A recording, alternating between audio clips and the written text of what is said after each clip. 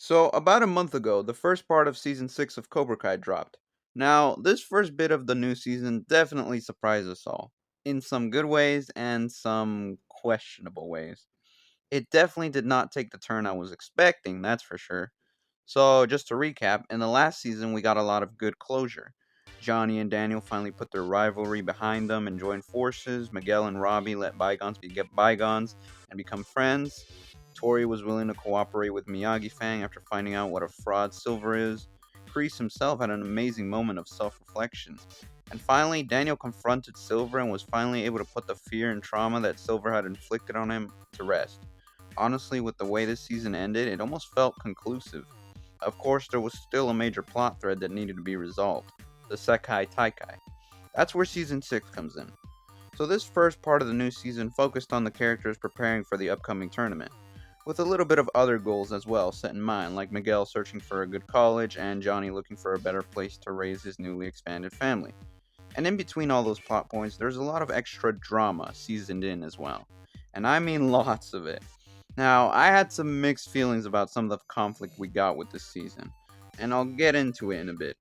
Let's start with Robbie and Kenny. Now, obviously, despite having recently left Cobra Kai last season, Kenny still wasn't fully sold on Miyagi Fang, and pretty much rejected any offer Robbie made to come back. That is until his older brother Sean proceeds to give him some excellent brotherly advice. Like, seriously, it honestly surprised me. It's great to see how much Sean himself has grown. So ultimately, Kenny decides to join the Miyagi Fangs. I thought the way they handled him initially this season was great, but then things took a rather strange turn. I thought Kenny would be one of the selected fighters for the Sekai Taikai, but he just sort of shit his pants and that was that. I was definitely disappointed to see things turn out like that, especially since I was hoping for a moment of closure between him and Anthony. And just a side note, what the hell happened to her?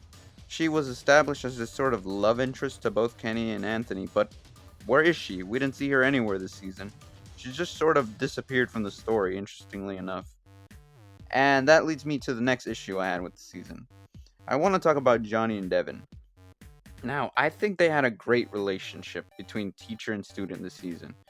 And it was nice to see Johnny looking out for Devin like a concerned master wanting his pupil to improve, or even a father daughter relationship.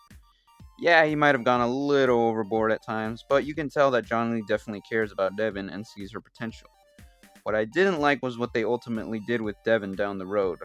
Later on, it's revealed that she was the one who laced Mitch's laxatives on Kenny's water, causing Kenny to run to the shitter. Now, I have my problems with this choice that Devin made because I feel like it messes with the integrity of her character. Devin always seemed like an honorable fighter who wouldn't rely on dirty tricks and underhanded tactics to win. Hell, she learned that from Johnny alone. And even in season 5, she was literally one of the people in Eagle Fang calling out Kenny for sabotaging Hawk's floaty and being a cheater, yet here she was doing the same thing herself. Ironically to Kenny of all people. Obviously, she did it to get into the Sekai Taikai, and she clearly felt bad about it.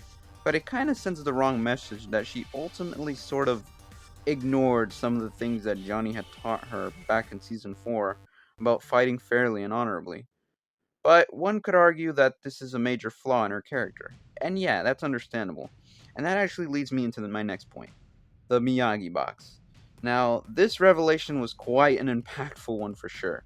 It ultimately revealed that, indeed, even someone like Mr. Miyagi wasn't perfect.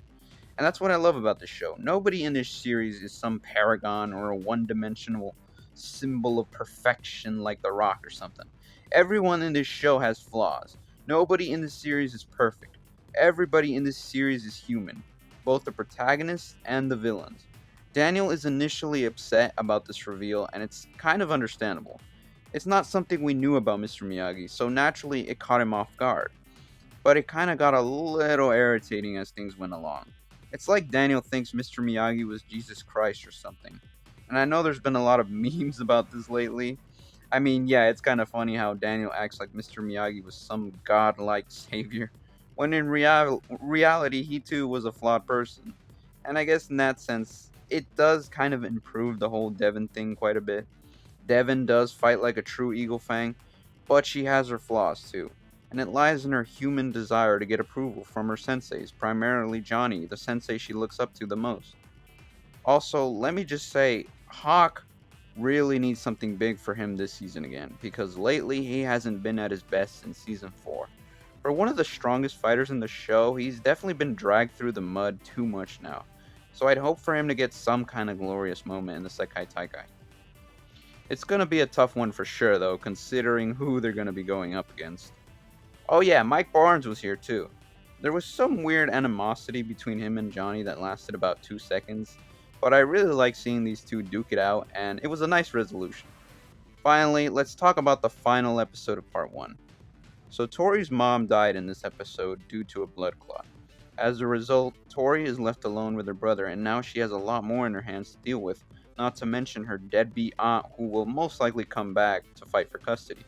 So Tori's life is once again going down the shitter, and she is pit against Sam for the fight for female team captain. Just then, they receive a call about Tori's mother's passing, and this is a part I wasn't a big fan of. Daniel says it's not good for Tori to continue fighting, but Johnny believes she should to release all her frustrations. And this leads to, once again, Johnny and Daniel being at each other's throats again. I thought we were finally past this, so having this happen yet again was kind of redundant at this point. I really hope this doesn't drag out for the whole season again. Like, seriously, we don't need this anymore. Can we please just have Daniel and Johnny working together without animosity? Please. Also, some people were bothered by Miguel losing the fight to Robbie for team captain, but I'm honestly fine with it, and I think it was earned. I think Robbie definitely needed this victory, especially since he hasn't won anything major in quite a while. I'm sure Miguel will still get some major victory again in the Sekai Taikai anyways. Overall, part 1 of season 6 was flawed, but fine. I still enjoyed it very much. It definitely has more noticeable flaws than the previous 2 seasons, but this is still just part 1. Hopefully the upcoming parts will fix things up nicely. With that, I'm definitely looking forward to what part 2 has to offer this November. I definitely want to know where Silver is. I know he's currently in jail, but knowing him, he's definitely going to get out. I look forward to seeing him again, and hopefully at the end of the season, we got some crazy duel between Silver and Kreese.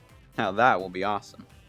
Anyways, I've been Cozzmic, and I will see you all in a bit.